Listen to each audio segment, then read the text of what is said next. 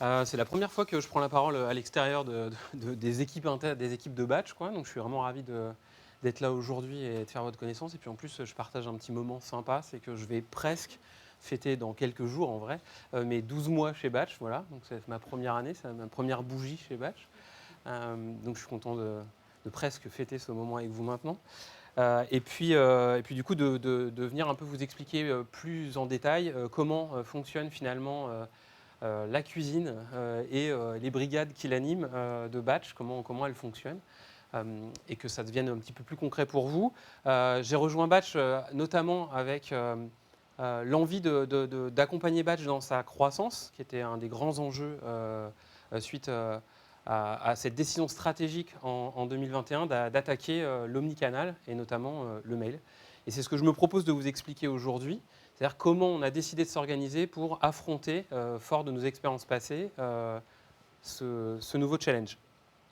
Je ne me suis pas présenté dans mon expérience, mais donc du coup j'ai eu l'occasion de faire ce genre de choses-là dans d'autres entreprises, et notamment au sein des équipes du Bon Coin. Il y a des gens qui sont ici que je connais, et des équipes de vide dressing également, donc plutôt un écosystème marketplace. Donc comme vous l'avez vu tout à l'heure, ça c'est le pitch qui présente ce qu'on vous propose, quelle expérience vous allez vivre et quelle expérience vous allez faire vivre à vos utilisateurs au travers de la plateforme Batch. Mais vous vous doutez bien, au-delà de cette vue plutôt facile à pitcher, il y a des composants fonctionnels, logiciels qui se cachent derrière ça, et on peut les regarder plus en détail. Cette vision, elle est un peu simplifiée, mais elle vous permet quand même d'avoir un point d'accroche et de pouvoir vous expliquer derrière pourquoi on a choisi l'organisation qu'on a aujourd'hui. Donc la plateforme de Batch, elle est décomposée en 3 grands blocs de fonctionnalités. Une première qui va avoir vocation à ingérer la donnée de vos applications mobiles, de vos utilisateurs, de façon à vous proposer une vue la plus unifiée possible de ces utilisateurs et des événements qu'ils vont rencontrer dans leurs différentes interactions sur votre plateforme. Enfin, cette donnée, elle est remontée en temps réel, et du coup, elle peut venir donner la possibilité à vous, utilisateurs de la plateforme, utilisatrices de la plateforme, pour créer des scénarios les plus sophistiqués possibles, puisant cette donnée en temps réel pour pouvoir déclencher des interactions et donc envoyer des messages. Troisième étage de la fusée, l'envoi des messages, qui historiquement parlant a plutôt été très incarné dans les notifications mobiles puis web. Et enfin, aujourd'hui, on attaque ce nouveau canal qui est celui de l'email, qui va vous permettre de créer des scénarios plus compliqués progressivement, plus sophistiqués, et d'interagir. Et bien évidemment, ça ne s'arrête pas là, puisqu'une fois qu'on a envoyé ce message, on va collecter de la donnée sur sa réception, son ouverture, et donc du coup nourrir de nouveau cette base de données centralisée sur vos utilisateurs, et à nouveau rentrer dans ce cercle vertueux, je l'espère pour vous, de scénarios complexes d'interaction avec vos utilisateurs et clients. Ça, c'est la base sur laquelle on travaille, et c'est la base sur laquelle on va enrichir en fait fonctionnellement notre plateforme progressivement. Pour comprendre l'organisation pour laquelle on a opté maintenant, en fait, on va regarder un petit peu en arrière. La première organisation dans laquelle c'est vraiment inscrit Batch est une organisation qui était plutôt focalisée sur les compétences techniques. Donc il y a des pôles d'expertise qui regroupaient des gens tous à peu près animés par une grande passion de la techno et du produit, la volonté de produire une expérience la plus sans couture possible.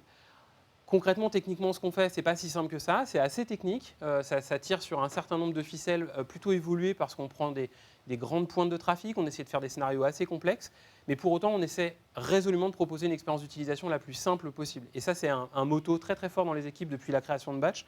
Masquer au maximum la complexité, créer quelque chose de très simple à utiliser sans couture. Ça a une incidence assez forte, c'est que les équipes techniques pensent produit tout autant que les product managers et product designers, dont c'est vraiment le cœur de métier. Et tout le monde essaie de penser comme ça et d'avoir à cœur de proposer cette expérience simple, efficace et performante.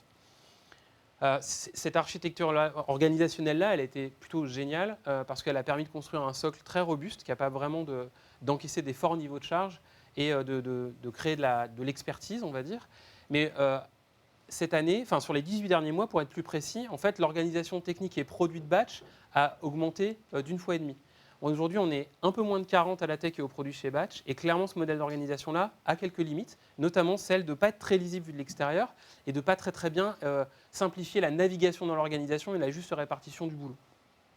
On a décidé d'opter pour des modèles d'orga que vous avez peut-être déjà vus, ou peut-être que vous-même, vous avez déjà implémenté dans vos entreprises, qui est un modèle d'orga basé sur ce qu'on appelle des squads. Squad, c'est un autre nom pour dire équipe pluridisciplinaire. Donc plutôt que d'avoir des équipes centrées sur les pôles d'expertise, de savoir, en fait, on crée des équipes dans lesquelles on rassemble l'intégralité des compétences et des connaissances nécessaires pour faire une fonctionnalité en toute autonomie.